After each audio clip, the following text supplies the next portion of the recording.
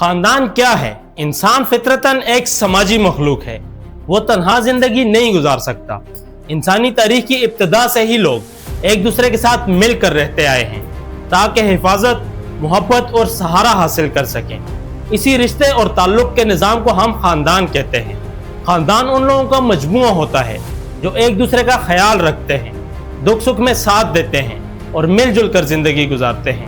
مگر خاندان کا یہ تصور ہمیشہ سے ایک جیسا نہیں رہا۔ وقت کے ساتھ معاشرے کی ضرورتوں، تہذیبوں اور زندگی کے بدلتے اندازوں کے مطابق اس کی شکل اور نظام بھی تبدیل ہوتا رہا۔ قدیم زمانہ جس کو ہم قبیلی زندگی کہتے ہیں، ہزاروں سال پہلے انسان کی زندگی آج کی طرح منظم نہیں تھی۔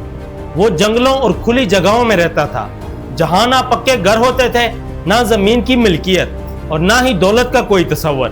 لوگ گروہوں کی صورت میں رہتے تھے، مل کر شکار کرتے اور روزمرہ کی ضروریات مل جل کر پوری کرتے تھے۔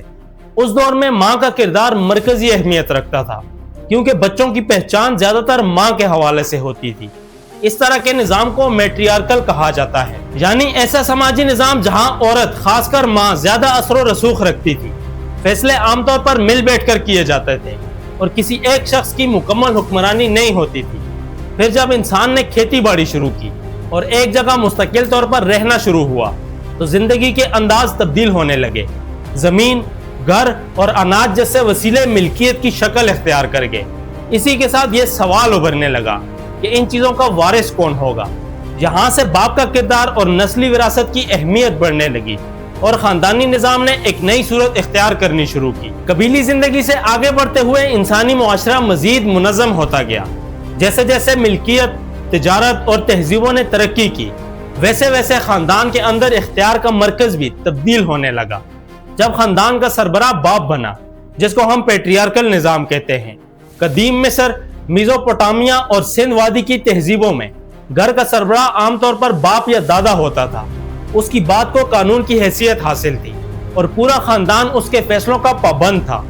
بیٹے شادی کے بعد اکثر اسی گھر میں رہتے تھے، جبکہ بیٹیاں شادی کے بعد دوسرے خاندان کا حصہ بن جاتی تھی۔ رومی اور یونانی تہذیبوں میں بھی اس سوچ کا ایک مضبوط تصور موجود تھا، جسے پیٹر فیملیز کہا جاتا ہے۔ اس کا مطلب تھا کہ گھر کا باپ ہی مکمل اختیار کا مالک ہے، وہی حکیم، محافظ اور فیصلے کرنے والا ہوتا تھا۔ بچے، عورتیں اور غلام تک اس کی ذمہ داری اور اختیار کے دائرے میں آتے تھے۔ یہ پیٹریارکل نظام صدیوں تک کئی معاشروں کی بنیاد بنا رہا۔ جب انسانی معاشرے مزید ترقی کرنے لگے تو مذہب نے بھی خاندانی نظام کی تشکیل میں اہم کردار ادا کیا۔ مذہبی تعلیمات نے صرف عبادت کا طریقہ نہیں بتایا، بلکہ رشتوں، ذمہ داریوں اور گھر کے نظام کو بھی ایک مستحکم بنیاد فراہم کی۔ دنیا کے بڑے مذہبوں، اسلام، ہندوازم اور کرسچینٹی نے خاندان کو معاشرے کی بنیاد واحد قرار دیا۔ ان تعلیمات نے رشتوں کو صرف خون کا تعلق نہیں سمجھا، بلکہ محبت، ذمہ داری اور اخلاقی فرض کا نام دیا۔ اسلام نے شادی کو ایک مقدس بندھن اور سماجی ذمہ داری قرار دیا۔ ماں کے مقام کو بہت بلند بتایا گیا، بیٹی کو رحمت کہا گیا اور خاندان کے ہر فرد کے حقوق اور فرض واضح کیے گئے۔ مرد پر گھر کی ذمہ داری رکھی گئی، جبکہ عورت کو عزت، تحفظ اور حقوق دیے گئے۔ طلاق کی گنجائش رکھی گئی، لیکن اسے ناپسندیدہ عمل قرار دیا گیا تاکہ گھر اور رشتوں کو بچایا جا سکے۔ ہندو روایت میں جوائنٹ فیملی کا تصور بہت مضبوط تھا۔ ایک ہی گھر میں دادا، دادی، چاچا، تایا، بھائی، بھابھی اور دوسرے رشتہ دار مل جل کر رہتے تھے۔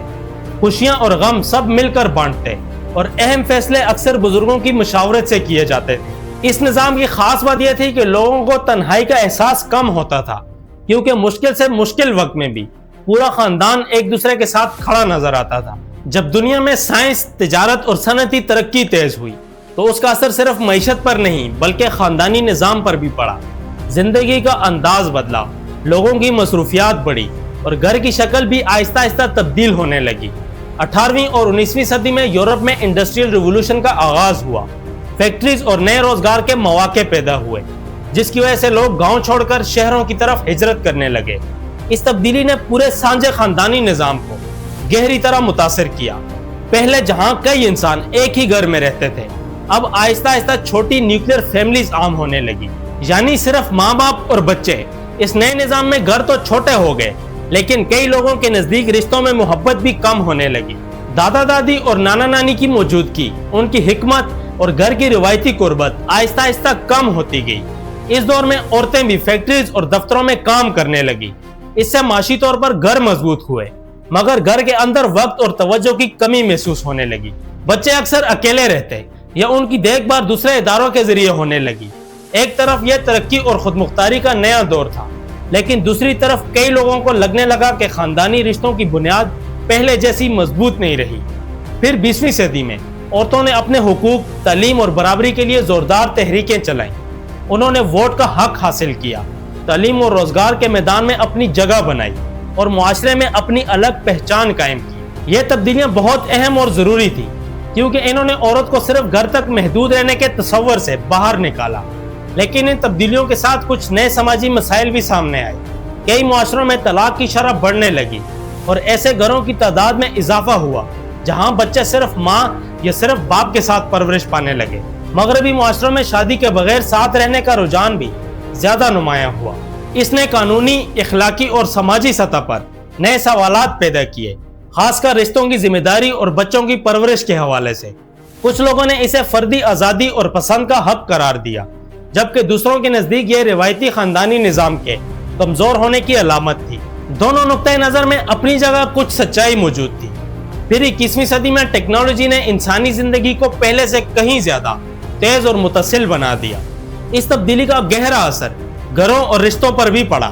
آج ایک ہی گھر میں رہتے ہوئے بھی لوگ اکثر اپنے موبائل سکرینز اور ڈیجیٹل دنیا میں مصروف نظر آتے ہیں۔ نارمل گفتگو کم اور آن لائن رابطے زیادہ ہو گئے ہیں۔ کبھی کبھی ایسا محسوس ہوتا ہے کہ گھر میں سب لوگ موجود ہونے کے باوجود ایک دوسرے سے دور ہیں۔ دسترخوان پر ساتھ بیٹھنے کی روایت اب بھی ہے، مگر توجہ اکثر اسکرین کی طرف ہوتی ہے۔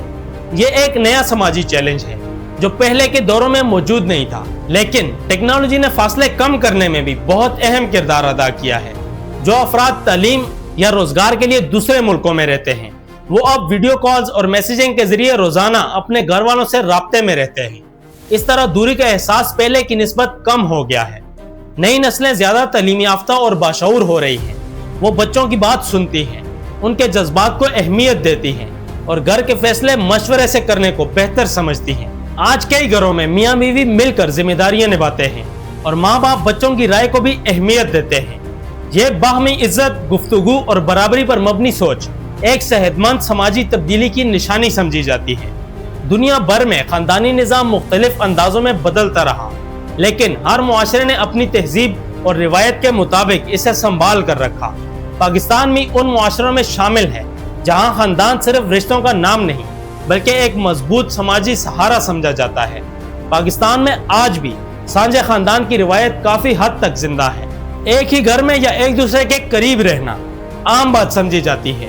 عید، شادی اور دوسری خوشیوں کو مل جل کر منانا اور مشکل وقت میں ایک دوسرے کا سہارا بننا ہماری سماجی پہچان کا اہم حصہ ہے۔ لیکن شہری زندگی کی تیز رفتاری، معاشی دباؤ اور بدلتے ہوئے لائف سٹائل کی وجہ سے یہ نظام آہستہ آہستہ تبدیل ہو رہا ہے۔ نئی نسلیں زیادہ خود مختار سوچ رکھتی ہیں، اپنی الگ پہچان اور مستقل گھر بنانا چاہتی ہیں۔ یہ تبدیلی فطری بھی ہے، کیونکہ ہر دور اپنے نئے تقاضے لے کر آتا ہے۔ اصل ضرورت اس بات کی ہے کہ ہم اپنی پرانی اچھی قدروں جیسے باہمی عزت، محبت، خدمت اور رشتوں کی قدر کو زندہ رکھیں اور ساتھ ہی مرد اور عورت دونوں کو برابر کی عزت اور حقوق دیں۔ سانجہ خاندان کا مطلب کسی کی آزادی کو محدود کرنا نہیں، بلکہ ایک ایسا نظام بنانا ہے جہاں کوئی شخص تنہا محسوس نہ کرے۔ خاندانی نظام ایک بہتے ہوئے دریا کی طرح ہے جو وقت کے ساتھ اپنی شکل بدلتا رہا لیکن کبھی رکا نہیں۔ قبیلی دور سے لے کر آج کے ڈیجیٹل دور تک فیملی ہر موڑ پر انسان کے ساتھ کھڑی رہی ہے۔ اس کی صورت بدلی لیکن اس کی اہمیت کبھی نہیں کم ہوئی۔ آج بھی انسان کو سب سے زیادہ ضرورت اس چیز کی ہے جو ہزاروں سال پہلے تھی، محبت، اپناپن اور ایک جیسی جگہ جہاں وہ اپنے آپ کو محفوظ محسوس کر سکے۔ اس جگہ کو ہم گھر کہتے ہیں اور ان رشتوں کو خاندان۔ اگر گھر مضبوط ہو تو فرد مضبوط ہوتا ہے، اور جب فرد مضبوط ہو تو پورا معاشرہ مضبوط بنتا ہے۔ اسی لیے خاندانی نظام کی حفاظت، اس کی سمجھ اور رشتوں کی قدر آج بھی ایک صحت مند معاشرے کی بنیادی ضرورت ہے۔ I hope you like the video.